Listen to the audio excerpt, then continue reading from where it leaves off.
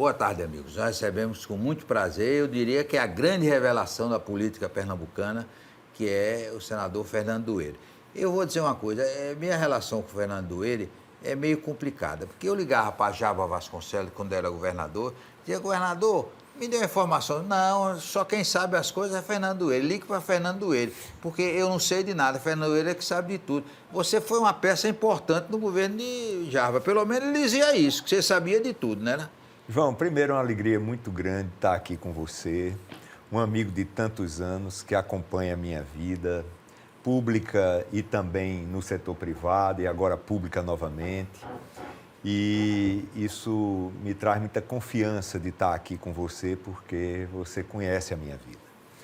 Mas, com relação a Jarbas e ao governo de Jarbas e a nossa relação, eu fui, você sabe, as pessoas sabem, eu fui secretário de Jarbas por 8 anos, numa mesma pasta, numa secretaria que era muito presente no estado inteiro e no próprio governo. Cuidava de saneamento, cuidava de estrada, cuidava de energia, cuidava de transportes, de SUAP, enfim, um conjunto muito eclético e multidisciplinar de atividades e de disciplinas. E nós conseguimos, graças a Deus, depois desses 8 anos, entregar muita coisa boa. Até obras federais nós assumimos, como o novo terminal do aeroporto do Recife. Foi o único aeroporto de capital que foi delegado a um estado e foi delegado a Jarbas, que me colocou como responsável. E nós fizemos aquele prédio, ampliando o pátio de estacionamentos e a própria, colocando finger, que nós não tínhamos, e a própria pista. Então, na verdade, nós fizemos um trabalho multidisciplinar, que foi Porto, que foi na área de energia, com a Termo Pernambuco e com um conjunto de ações como a própria Copergás, que ampliou o número de atendidos com a matriz nova, mas também tivemos um olhar para a expansão do metrô, ali aquela da linha sul, e indo também até Camaragibe, nós estávamos presentes ali. Eu digo sempre que eu tive um chefe que me delegou muito, que confiou muito em mim, a gente formou um bom time e o Espírito Santo nos ajudou para que a gente pudesse fazer uma coisa boa e positiva. Agora, ele era muito chato, né? Porque naquele tempo não tinha computador, ele andava com a plaqueta, né? Anotando as coisas para cobrar, não era? Bom cobrador, João. Muito cobrador, rigoroso, delegava com muita confiança, mas sempre foi uma pessoa, assim, muito exigente nos prazos, na qualidade das obras, inclusive com relação aos contratos, aos pagamentos. Ele era muito rigoroso e pedia uma atualização permanente. Eu digo sempre, Jarbas é um administrador público que não dá sossego ao time, porque cobra muito, mas ao mesmo tempo nos dá uma confiança imensa para que a gente possa ir para a rua fazer com que as coisas aconteçam. E não foi fácil, porque foi muita coisa. Ô, Fernando, e Jarbas tem uma coisa interessante, ele tem uma imagem do cara chato, mas ele, pessoalmente, é muito afetivo com os amigos, né? Ele mantém aqueles amigos, os amigos há não sei quantos anos, os mesmos amigos, ele é uma pessoa muito afetuosa, né? Agora tem a imagem de chato, né? Você tem razão, é uma característica muito interessante essa de Jarbas. Ele é uma pessoa, quando a gente se aproxima, ele nos abraça, ele é uma pessoa afetiva e um grande líder político que eu só posso identificar que é timidez. Ele, na verdade, sendo um grande líder popular, um grande líder político, aquele que ganhou 6 eleições majoritárias em Pernambuco, ninguém chegou nem perto disso, receber a confiança de seu povo 6 vezes, mas é tímido, ele é tímido. Eu fui descobrindo ele devagarzinho e eu percebi que, na verdade, tinha muita timidez. Imagina, ele foi o famoso namorador, imagine se ele não fosse tímido, imagine, né? Mas aí tem toda uma corte diferente que se faz, tá diferente, João. Mas realmente tem essa característica, né? Tem. E ele tem uma coisa, ele quando o amigo dele está em dificuldade, ele está junto. Presente, isso é uma marca dele. ele fica muito preocupado, sobretudo quando algum amigo está passando alguma dificuldade. E ele chega, João, sem ser percebido. Jarbas não é uma pessoa que mostra aquilo que está fazendo. Ele chega de uma maneira muito delicada e de uma forma muito discreta junto daqueles que, porventura, estejam passando por alguma dificuldade. Eu percebi, João, uma coisa interessante, é que a referência que é Jarbas nacionalmente é impressionante. É uma referência, eu digo, em diversos segmentos, por diversas faixas etárias, e de diversas graduações. São pessoas que têm uma profunda admiração por ele, exatamente por ele ser o homem que se construiu de uma maneira, no executivo, muito disciplinada e eficiente, mas também na retórica política, de uma maneira muito forte e corajosa. Jarbas, ele é uma pessoa que nunca teve medo. Ele, inclusive, se colocou diante de muitos riscos, no combate à ditadura e no arranjo que permitiu a aliança política para que nós passássemos desta transição à época da ditadura à democracia que hoje nós vivemos. Ele é muito duro. O senador, nos 2 mandatos dele como prefeito, 2 mandatos como governador, todas as pesquisas que o Datafolha fazia, ele era o melhor prefeito do Brasil, era o melhor governador de Pernambuco, do Brasil. Isso, João. Ele, durante 7 anos, foi prefeito do Recife e praticamente 8 anos governador de Pernambuco. E foi importante esse seu registro, porque as pessoas mais novas podem não se lembrar, não ter vivido aquilo. Jarbas foi 7 vezes, todos os anos, escolhido pelo seu povo como o melhor prefeito do país, pontuado como o melhor prefeito do país. Pelo Datafolha. Pelo Datafolha, que é um instituto nacional de grande credibilidade. Nacional, era uma pesquisa nacional que era divulgada na primeira página dos jornais do Sul. E, quando governador de Pernambuco, repetiu isso. Porque Jarbas, ele além de ter uma gestão muito integrada e ter uma capacidade de entrega muito grande, João, você testemunhou isso. Ele é uma pessoa que nunca governou deixando a autoestima para baixo. Ele era uma pessoa que cuidava da autoestima. Ele ia buscar no pernambucano e no recifense aquela questão do pertencimento, das pessoas gostarem. Você se lembra da campanha do Coquinho, né? Demais, alto astral. Alto astral, né? Junto com o Cadoca. Exatamente. Né? E no governo de Pernambuco ele restaurou o hino. Com tantos compositores, um CD. E hoje é o único hino que faz sucesso no carnaval. E a bandeira também. Você vê, todo jogo internacional tem um cara com a bandeira de Pernambuco. É a autoestima do pernambucano. E que Jarbas foi lá e trabalhou isso, tanto no Recife com a alta astral, quanto na prefeitura, quanto no estado com relação ao hino de Pernambuco nas mais diversas versões. Agora, não me enrole, não. Existe algum cozido no mundo melhor do que o feito por Jarbas? Imbatível, João. O cozido de Jarbas, ele tem um cuidado todo especial. Você imagina que ele começa a fazer no dia anterior para servir, ele mesmo no fogão, trabalhando com aqueles assistentes, da forma com que ele gosta de fazer e o prazer que ele tem na hora em que ele está servindo esse cozido, querendo inclusive ajudar os convidados e os amigos que lá estão a fazer o prato, mostrando inclusive o que é aquilo, o que não é, separa as verduras, as carnes. E ele está me devendo prometeu, eu vou cobrar dele, eu quero o cozido. E além disso, o Jarbas tinha uma paixão muito grande por artesanato. Ele tem a maior coleção privada do Brasil, né? É verdade. E João, Jarbas, ele é uma pessoa que, na sua formação, ele se identificou muito com a arte popular. E eu digo que o grande legado de Jarbas nessa área foi que ele percebia que o artesão terminava ficando muito refém do intermediário. E aí ele pensou numa coisa fabulosa que foi a Fenearte.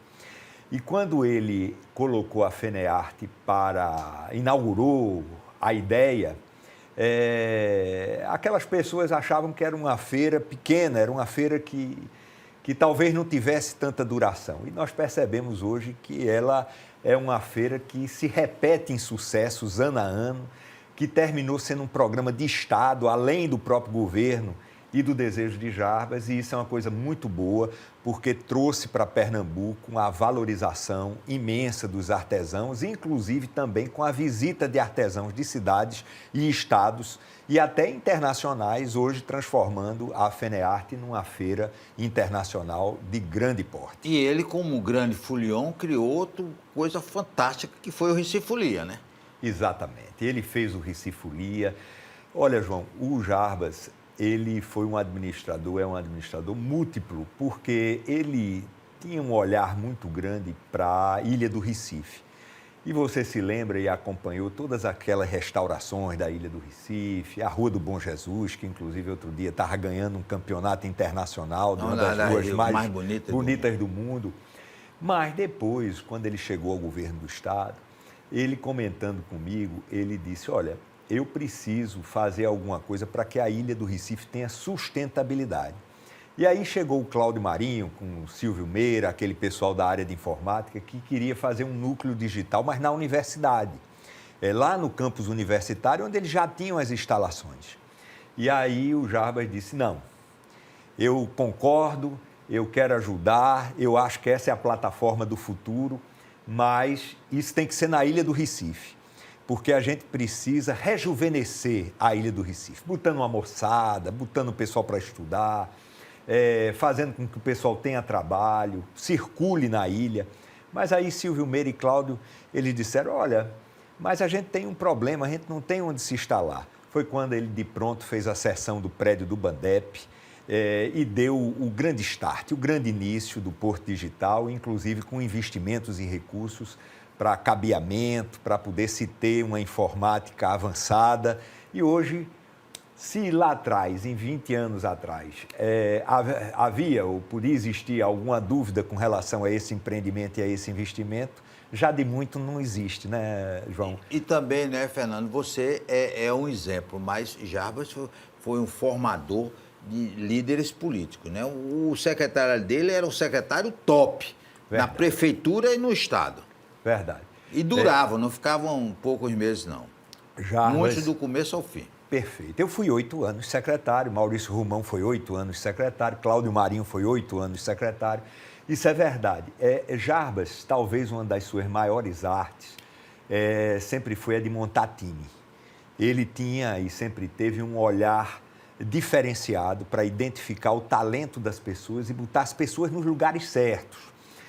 Porque às vezes você tem a capacidade de descobrir alguns talentos, mas você não coloca, João, nos lugares certos. Ele não, ele era completo. Por quê? Porque ele identificava o talento da pessoa e colocava a pessoa no lugar certo. E dava e delegava muita confiança. A partir daí, a gente se soltava, ia para a rua fazer as coisas acontecerem. E ele nos ajudava do ponto de vista político, quer do ponto de vista da interlocução com a Assembleia Legislativa, quer do ponto de vista com a interlocução com o governo federal. Ele nos ajudava, fazia a grande coordenação do governo, mas fazia com que cada um dos seus secretários se sentisse um pouco governador. Depois do intervalo, nós vamos continuar conversando com o senador Fernando Dueire.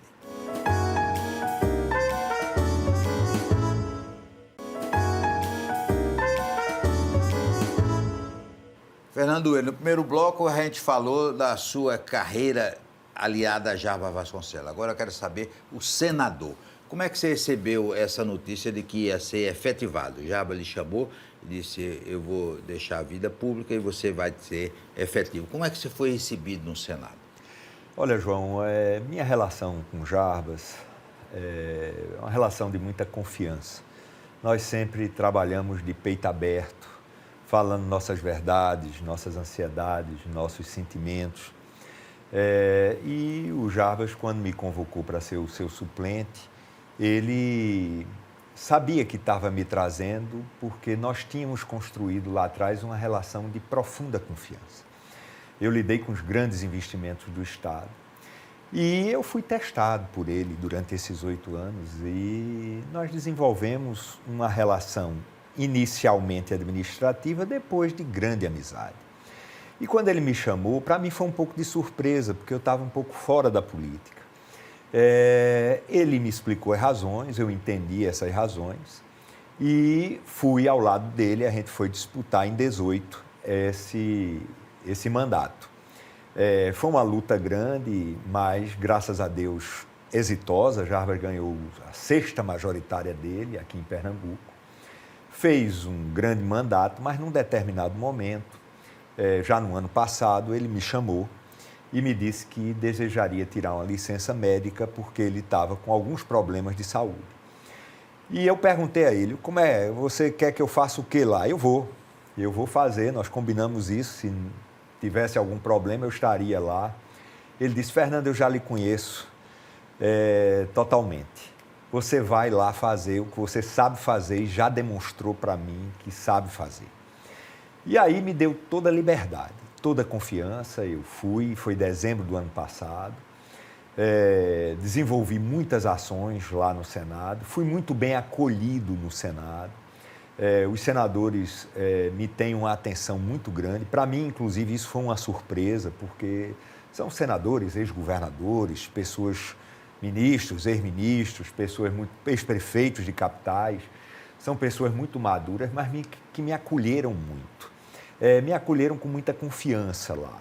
E, João, eu diria a você e aos nossos telespectadores que eu acho que nós não completamos um ano ainda, mas no primeiro semestre eu relatei aqueles recursos para o prefeito João Campos, para a Prefeitura do Recife.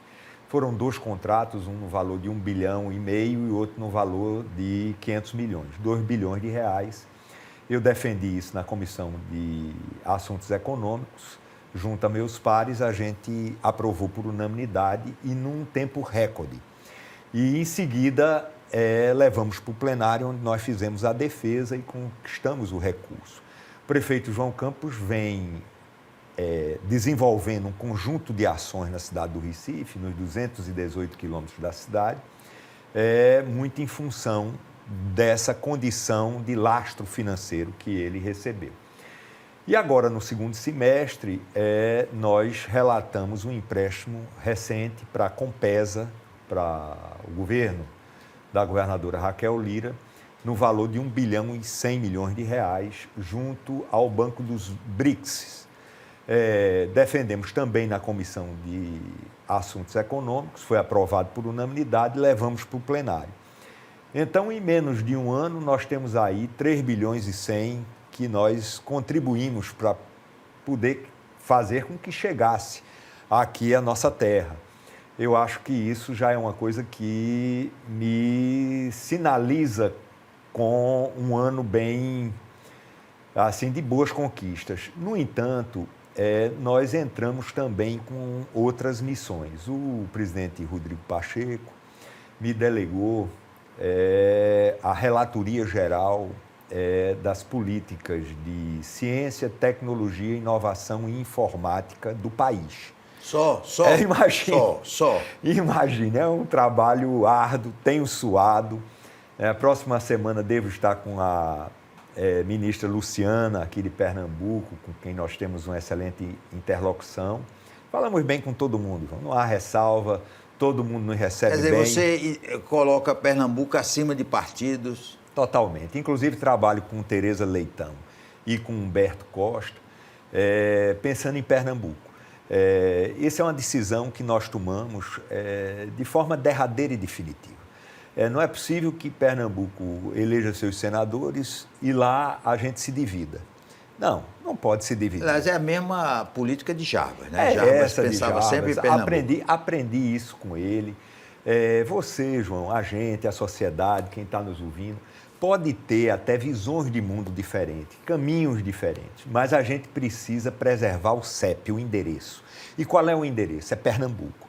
Pernambuco precisa de muito investimento, precisa que a gente se dedique muito a ele. Não dá para ter divisões. Então, nós estamos lá muito integrados, sentamos juntos, inclusive. Eu sento junto de Humberto e de Tereza. A gente está sempre conversando, isso no plenário. Fora do plenário nós também conversamos, em comissões nós conversamos. Agora há pouco mesmo, quando eu pedi para escrever, fiz um projeto para escrever no livro de Heróis da Pátria, o nosso arcebispo, de Olinda e Recife, o inesquecível D. Helder Câmara, eu combinei com Tereza, eu apresentei o projeto e ela foi a relatora. Quer dizer, a gente tem sempre jogado, fazendo com que a bola esteja no pé do outro para que a gente chute em gol em favor de Pernambuco. Esse é o nosso desejo. A gente tem trabalhado e tem dado certo. E a bancada nordestina no Senado é unida? Muito.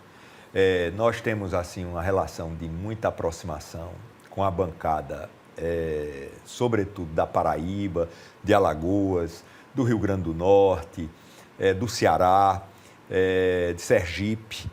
Nós temos... Tem um senador que vai receber o título de cidadão de Pernambuco agora, senador sergipano, né? Muito querido, ele é pernambucano. Ele é pernambucano, eu digo que ele é importado, Sergipe importou ele e não quis mais devolver.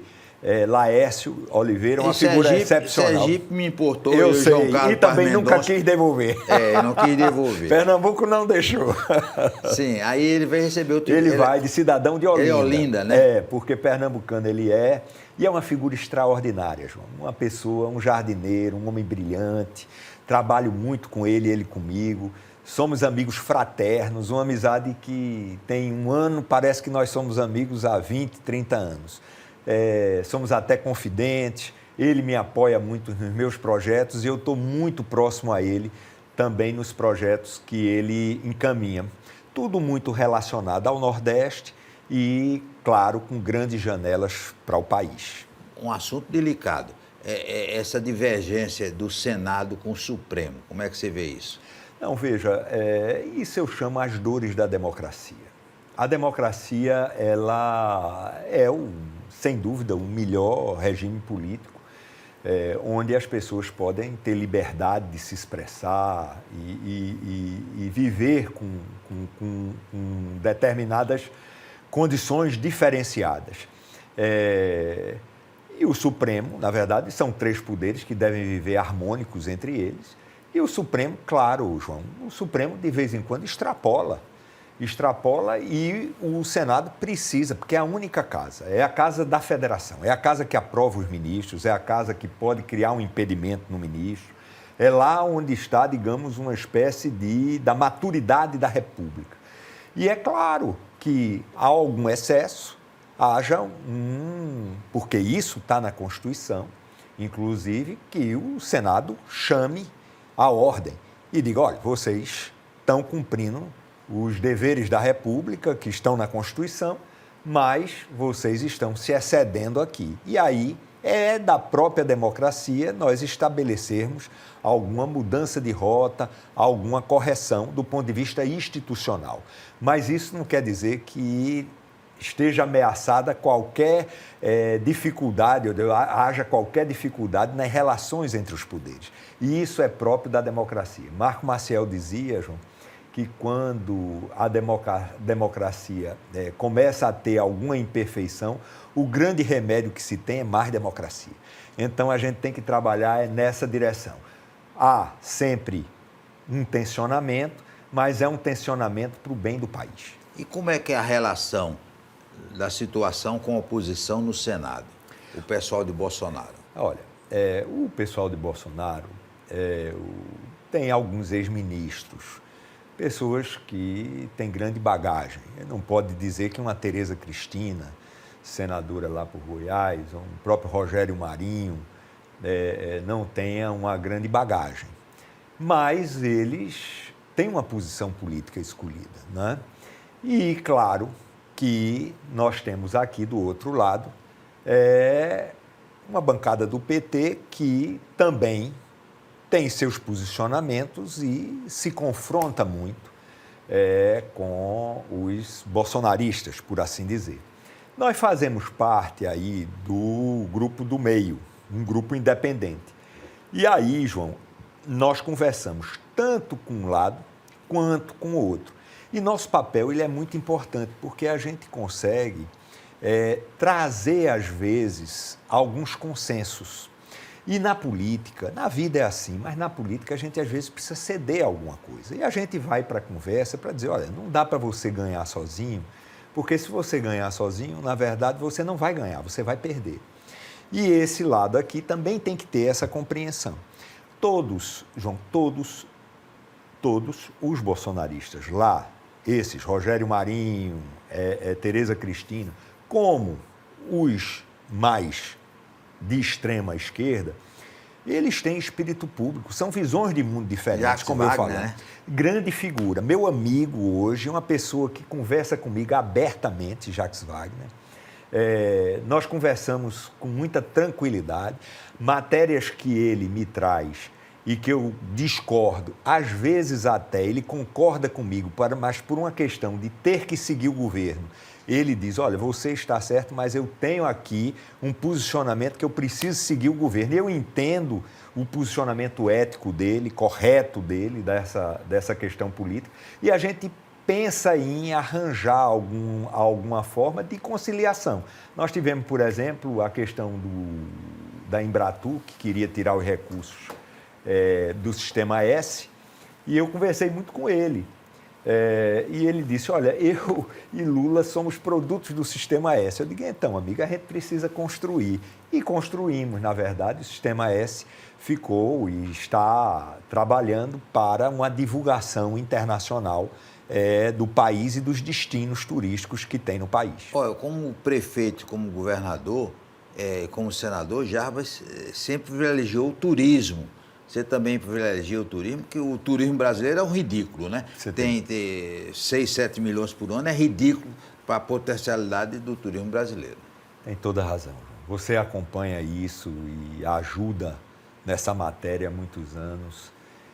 Jarbas fez um grande esforço, mas grande esforço mesmo, para ampliar o turismo em Pernambuco, inclusive através da infraestrutura. Você veja, Jarbas deixou o Paiva, Jarbas trabalhou com relação às praias, Jarbas teve um olhar muito grande para Noronha, trouxe o Sistema S para fazer aqueles hotéis em Triunfo, em Sirinhaém. Bem, nós precisamos fortalecer essa cadeia virtuosa. Essa cadeia virtuosa hoje precisa de infraestrutura. Ela precisa muito de infraestrutura, de acesso, precisa de água, precisa de energia. E nós estamos lá no Senado buscando ajudar o país, mas, sobretudo, o Estado de Pernambuco. Eu faço parte, João, da Comissão de Relações Exteriores e Defesa Nacional. E nós temos trabalhado com os embaixadores, dos quais o Senado é que tem a prerrogativa de aprovar os indicados nos mais diversos países. A gente tem dito muito a eles e trabalhado no sentido de uma venda do país nessa questão do turismo. Nós queremos agradecer. Está aqui uma lembrança que às vezes você vai para o Senado, não pode levar comida e leva essa bolsinha aqui. É uma quentinha. É uma quentinha da Master Boy. Luxo. E para adoçar a sua vida, os docinhos, as bolachas da Capricha. Muito obrigado. Nós queremos agradecer e quero dizer o seguinte, que Fernando Dueire já está na lista dos senadores mais elegantes, que ele depois foi para o Senado, é cada terno chique, é cada gravata, virou realmente uma referência também em elegância no Senado e, além disso, principalmente pela competência, e ele está realmente substituindo à altura Jarbas Vasconcelos e hoje já é uma referência de qualidade no Senado brasileiro. Forte abraço e até amanhã, se Deus quiser.